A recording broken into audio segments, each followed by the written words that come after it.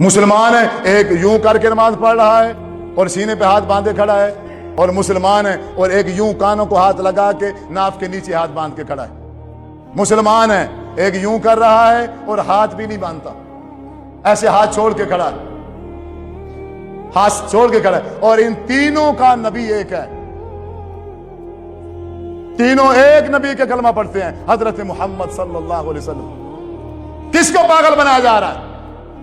افسوس ہے آپ پر، افسوس ہے، قسم سے آپ پر افسوس ہے، آپ بے وقوف بننے کے لیے تیار بیٹھے ہیں۔ کوئی مولوی آئے اور آپ کو بے وقوف بنا، جی لبیک ہم حاضر ہیں جی۔ اتنی عقل نہیں ہے، نبی ایک ہے، رسول ایک ہے، طریقے کیسے تین ہو گئے؟ اچھا پھر دعویٰ ہے ہر فرقے کا، ہر گروہ کا یہ دعویٰ ہے کہ نبی بھی خاتم النبیین ہے، اس کے بعد اور دوسرا نبی بھی، تو دوسرا طریقہ کہاں سے آ گیا پھر؟ اگر دوسرا نبی نہیں ہے طریقہ کہاں سے آیا دوسرا؟ پھر جب تیسرا نبی نہیں ہے تو تیسرا طریقہ کہاں سے آ گیا پھر؟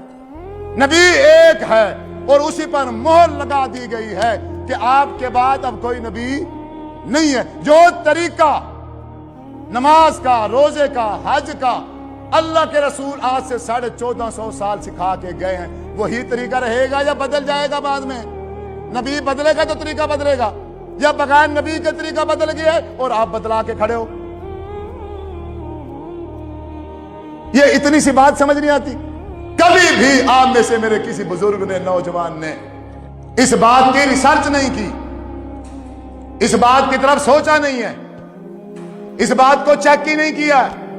اہل حدیث کے گھر میں پیدا ہوا بچہ اہل حدیث ہے، اہل دیوبند کے گھر میں بچہ پیدا ہوا وہ دیوبندی ہے، اہل سنت والوں کے ہاں پیدا ہو گیا وہ سنی ہے، اہل تشیع کے گھر میں پیدا ہو گیا تو وہ شیعہ۔ تو مرزائیوں کے گھر میں جو پیدا ہوتے ہیں وہ مرزائی، عیسائیوں کے گھر میں جو پیدا ہوتے ہیں وہ عیسائی، یہودیوں کے گھر میں جو پیدا ہوتے ہیں وہ یہودی۔ تو تم نے کون سا تیر مار رکھا ہے پھر؟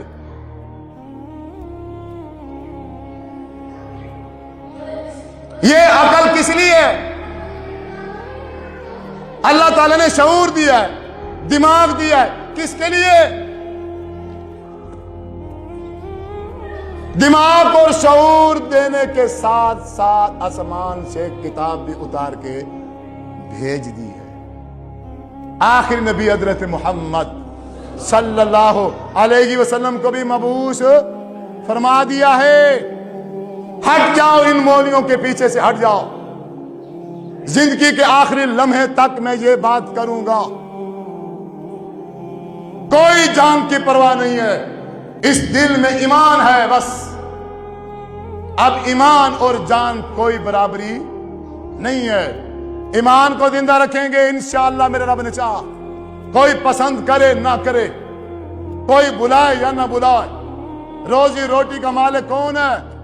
اللہ کی ذمہ داری ہے، اللہ روزی بھی دے گا، اللہ گھر بھی دے گا۔ اللہ نے سورۃ ہود میں فرمایا ہے، اے انسان جب تم مر جائے گا تیری قبر کی ذمہ داری بھی میری ہے۔ کچھ نہیں چاہیے مجھے، ایمان مل جائے اس کے علاوہ کچھ نہیں چاہیے۔ بے ایمان ہو گئے ہیں یہ مولوی، اس مولوی نے دین کا نقشہ تبدیل کیا ہے، اور آپ کی سستی کی وجہ سے، آپ کے سوال نہ کرنے کی وجہ سے، پوچھ تاچھ نہ کرنے کی وجہ سے، آپ نے کبھی پوچھا نہیں ہے کسی سے، کبھی بھی کسی امام کو کھڑے ہو کے آپ میں سے شاید اگر میں دعویٰ کروں تو ایک بندہ بھی بھری مجلس میں کھڑا نہیں ہو سکتا کہ جو یہ کہہ دے کہ میں نے فلاں امام کو کہا ہے کہ آپ کھڑے ہو کے ذرا مجھے بتائیے، نماز پڑھ کے دکھائیے کہ اللہ کے رسول صلی اللہ علیہ وسلم نے نماز کس طریقے سے پڑھی ہے۔ آپ کھڑے ہو کے مجھے پڑھ کے دکھائیے اور حدیث کھول کے دکھائیے۔ ہے اس پوری مجلس میں، پوری مسجد میں کوئی ایک بندہ ہے کہ جس نے کسی امام کو ایسے کھڑا کیا ہو اور اس سے طریقہ سیکھا ہو اور ساتھ میں کہا ہو یہ جس طریقے پہ تم پڑھ رہے ہو یہ حدیث کی کس کتاب میں لکھا ہوا ہے، ساتھ وہ بھی دکھاؤ؟ ہے مسجد میں کوئی ایک بندہ ہے؟ دیکھو تعداد دیکھو، بندہ ایک بھی نہیں کھڑا ہوا۔ تو بریلوی بنو گے، پھر دیوبندی بنو گے، شیعہ بنو گے، اہل حدیث بنو گے، مرزائی بنو گے، تمہارا تو پتہ نہیں ہے، تم یہودی بھی بن جاؤ گے، عیسائی بھی بن جاؤ گے۔ اگر تم باہر کنٹری میں چلے جاؤ، جو ہماری حالت اور پوزیشن ہے، اگر ہم باہر والی کنٹری میں چلے جائیں، اگر وہ تھوڑا سا ہمارے اوپر دھیان دیں، تھوڑی سی ہمارے اوپر توجہ کریں، تو ہمارا تو کوئی پتہ نہیں، ہم عیسائی بھی بن جائیں گے۔ جب ایمان نہیں ہے دل کے اندر، جو مرضی بنا لو، کیا فرق ہونے والا ہے؟ یا صرف ادھر ایمان کا لیول لگا ہوگا تو پھر فرق بنے گا۔ کیا خوبصورت بات کہی تھی میرے نبی نے، میری امت میں ایک وقت آئے گا کہ مسلمان میں اور کافر میں کوئی فرق نہیں ہوگا۔ مسلمان اور کافر ایسے ہوں گے جیسے پاؤں کے دو جوتے ہوتے ہیں، شکل بھی ایک جیسی، سائز بھی ایک جیسا، صرف فرق کیا ہے؟ یہ دایاں ہے اور یہ بایاں ہے، اس کا نام یہودی ہوگا اور اس کا نام مسلمان ہوگا، کرتوت دونوں کے،